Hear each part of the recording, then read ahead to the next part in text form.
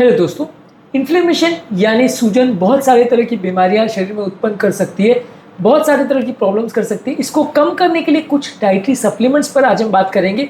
ये अलग अलग सप्लीमेंट्स अलग अलग तरह से काम करते हैं और बॉडी के इन्फ्लेमेशन को कम करते हैं और इन्फ्लेमेशन से रिलेटेड बीमारियों में इनका आप प्रयोग कर सकते हैं। बहुत छोटी से लेकर बहुत बड़ी बीमारियां इन्फ्लेमेशन से रिलेटेड हो सकती हैं, चाहे वो हार्ट की हो, ब्रेन की हो, जॉइंट्स की हो। बहुत सारे तरह की बीमारियों में इनका रोल होता है। इसलिए आज हम जानेंगे कौन कौन से ऐसे नेचुरल सप्लीमेंट्स हैं जो सूजन या इन्फ्लेमेशन को कम करते हैं। टॉपिक पर जाने से पहले जो लोग हमारे चैनल पर नए हैं, मैं रिक्वेस्ट करूंगा कि चैनल को सब्सक्राइब करें। हमारे चैनल का पर्पज़ है लोगों को हेल्थी बनाना और इस मिशन में आप हमारे सहभागी बन सकते हैं। चैनल को सब्सक्राइब करके यदि कंटेंट यूजफुल लगे तो फ्रेंड्स फैमिली के साथ इसे शेयर भी करें, क्योंकि किसी की ज़िंदगी बचाने और बदलने के लिए उपयोगी हो सकता है। टॉपिक के दौरान कुछ इंटरेस्टिंग साइंटिफिक फैक्ट्स, कुछ प्रैक्टिकल यूटिलिटी की बातें, कुछ साइंटिफिक स्टडीज़ के बारे में आपको बताऊंगा।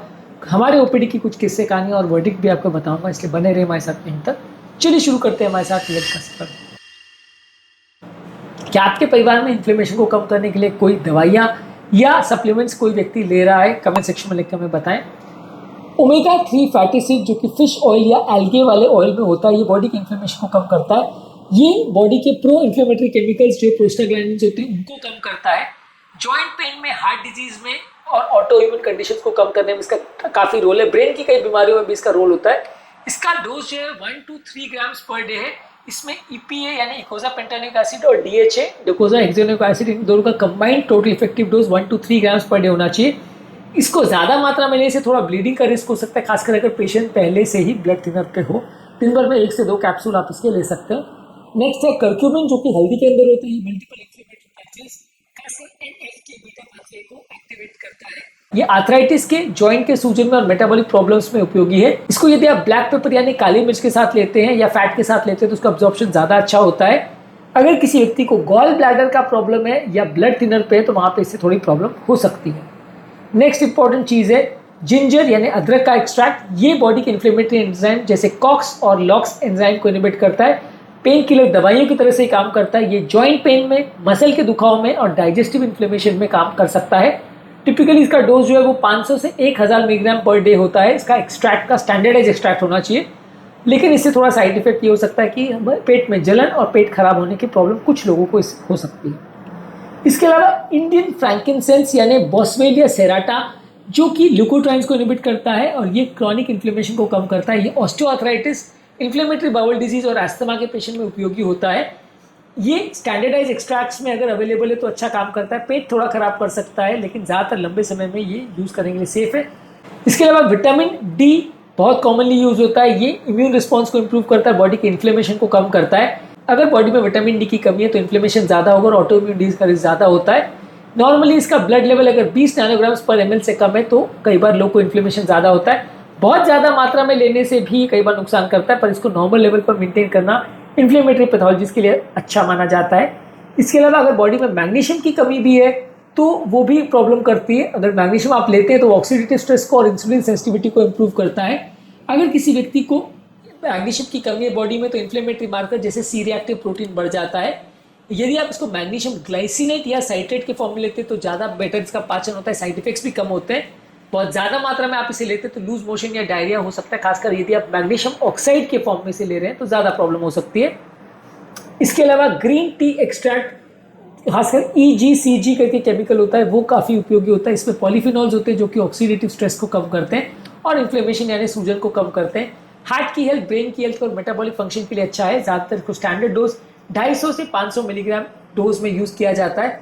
बहुत ज़्यादा मात्रा में आप इसे यूज़ करते हैं तो आपके पेट को और लिवर को इरिटेट कर सकता है।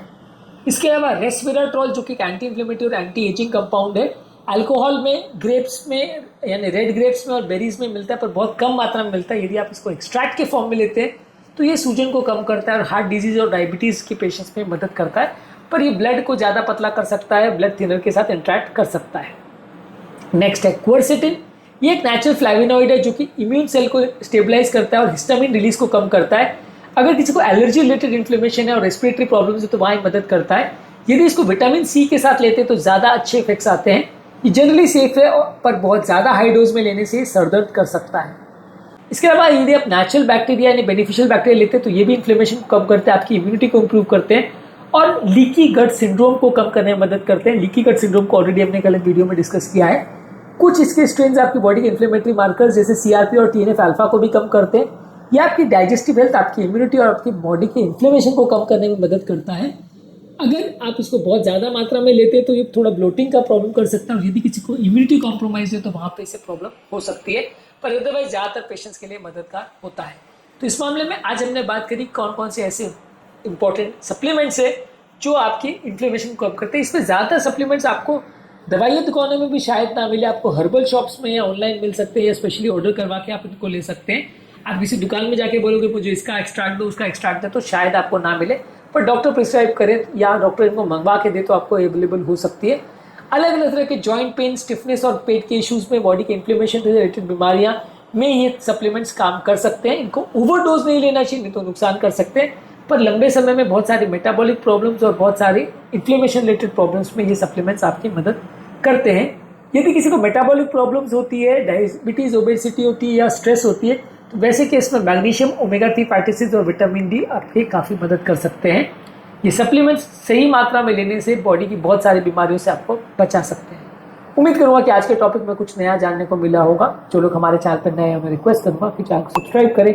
हमारे चैनल का पर्पज़ है लोगों को हेल्दी बनाना, और इस मिशन में आप हमारे सहभागी बन सकते हैं। चैनल को सब्सक्राइब करके आपके कमेंट्स हमें जानने में मदद करते हैं कि आपको हमारा कंटेंट कैसा लग रहा है, प्लस हमारे लिए मोटिवेशन और इंस्पिरेशन का काम करते हैं। इसलिए वीडियोस को देखते रहिए, और यदि कंटेंट यूजफुल लगे तो फ्रेंड्स फैमिली के साथ शेयर भी करते रहिए, क्योंकि किसी की ज़िंदगी बचाने और बदलने के लिए उपयोगी कंटेंट हो सकता है।